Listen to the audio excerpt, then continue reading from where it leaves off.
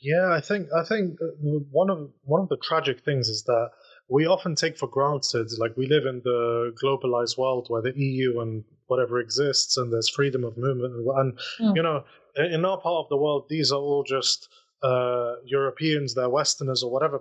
But actually, I mean, if we look at, for example, France and Germany, generally Protestant Germans, mm, generally Catholic French, who fought wars over centuries, okay, mm, can now live, trade in each other's countries with no problem, with no hindrance. mm, Whereas on both sides of the Durand line, we've mentioned cousins, tribal members, families, whatever, mm, are mm, now bickering with each other. And this hard border is now starting to materialize in people's heads. Well, mm, the thing is that this is a really bad time to start that, okay? mm, Because mm. we have the example of the Europeans to look at, because the Europeans didn't arrive here, just by magic. They Yeah, arrived yeah. here because they realized this is a really toxic, dangerous path that Mm, doesn't actually bear any fruit. So mm, for our people on both sides of the Durand mm, to look at that as the ideal of it's a terrible time to start this. mm, mm, It's mm. completely idiotic. There's no other way to put it. No, no, it's true. But I think it has to be gradual. It has to be done in a gradual manner. And I think, remember when President Ghani came in 2014? I mean, it was a completely different atmosphere.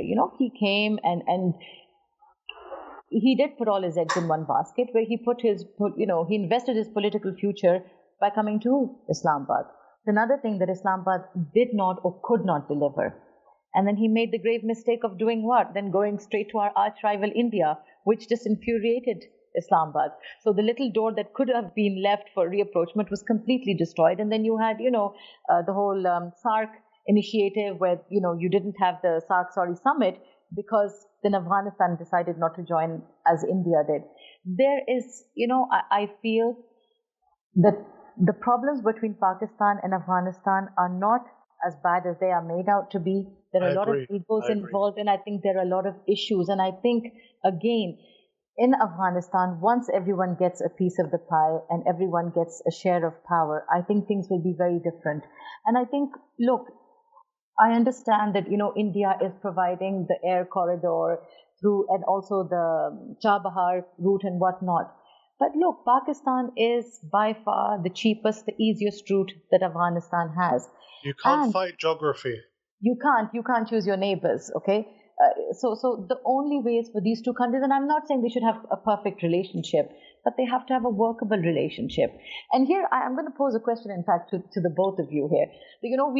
I understand politics and whatnot, but the fact that we've had around 5 million, Afghans living in Pakistan, it is really sad, because when I meet Afghans, when I travel abroad, and honestly, with all due respect, but I felt that the non-Pashtuns are more open than the Pashtuns are. The Pashtuns have a lot of, like, they blame everything on Pakistan, and they don't see beyond that. And it's sad. And I often say that, although they lived within our communities, so we did have people to people contact. Often they say we need more people to people contact. Well, for heaven's sake, 5 million refugees in Pakistan is people to people contact in one way. Why is it still that does not come out when you speak to an Afghan regarding Pakistan? Why is it that the politics, or it's always considered as Pakistan did this, Pakistan did that? Why doesn't the positives come out? There might be a few positives, but they should be there, no? Right. Yeah. So I'll answer this question, and it's actually quite it's got a lot of facets to it. So the first thing that I would say is that an Afghan's perception toward Pakistan is first and foremost informed by their political persuasion. So if Mm-hmm. someone is from a communist family background, the Khalqi or Parchami background, they'll all just by default be hostile to Pakistan, because generally they won't accept that the jihad or the insurgency was a legitimate one, All and right. it was all just a proxy project of Pakistan's. Secondly, there's also the lingering sort of the hangover of the British Raj in the Afghan political imagination, where Mm-hmm. Pakistan is just basically a continuation of the British Raj and its sort of predatory, aggressive, interfering policies in Afghanistan. And so for example, one of the things you'll hear was that, the Pakistanis, they supported the Taliban because the Taliban were anti-Afghan culture. They initiated X, Y, and Z. Sort of they're actively against the Afghan national identity, and that's why the Pakistanis support them. And then the Pakistanis supported the Americans to defeat the Taliban, and then the Pakistanis went and then they supported the Taliban against the Americans. And the whole aim is just for Pakistan to continually try to destroy Afghanistan. Right? That is a narrative, and the reason that they do this, according to many, is because an Afghanistan, a stable Afghanistan will go and reclaim Pashtunkhwa. But obviously, we had a stable Afghanistan for about 32 years prior to the Soviet invasion, and we never reclaimed Pashtunkhwa. So it doesn't make sense. But and also, Sangar mentioned communist or Russian propaganda. So I've mentioned this before. My family background is that my father was in Hizb Islami, so I never received the very strong, concentrated anti-Pakistan juice that other Afghans have received. It was just sort of, Ziaul Haq helped us. There are a lot of hypocrites and whatever in the military, but it is what it is, kind of thing. But then when I read, sort of, for example, Peter Thompson's book, and Peter Thompson's book is squaring the circle of why the Mujahideen were good and the Taliban were bad. And the whole reason is it was the Pakistanis, ISI. evil ISI.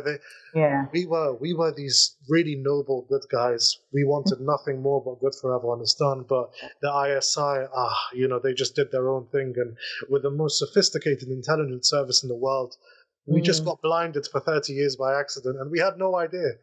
Mean, the thing is that if I may, one important issue here is that there is a certain contradiction, not just on the Americans, and Peter Thompson is, I think, Canadian, right? No, he was the special envoy. He was like the special envoy to Afghanistan. He met with all of these Mujahideen leaders. I'm pretty sure he's American. Okay, so we have this contradictory perspective of the Americans, but also in Afghanistan is that you can't have it both. You can't say Pakistan is a failed nation, it's a weak nation, it's dysfunctional, etc., etc., and then say that Pakistani ISI is supporting the Taliban and it has defeated the strongest alliance of Western nations, and it is influencing Afghanistan's internal politics, and it is doing this and that. It doesn't make any sense, but sadly, that's how many people perceive Pakistan, as this superpower, more evil and more conniving and more capable than the United States. Even they say, like for instance, sometimes I hear from Afghans, they say ISI is even more evil than Mossad. Wow. So we have technologies. Yeah, I wish we did have those technologies. I don't mind being labeled evil, but wow, I know, I've heard this and I find this amazing because the ISI, you Afghans are obsessed with the ISI. I thought the Indians were, but you seem to think that believe me, they get more credit than they deserve.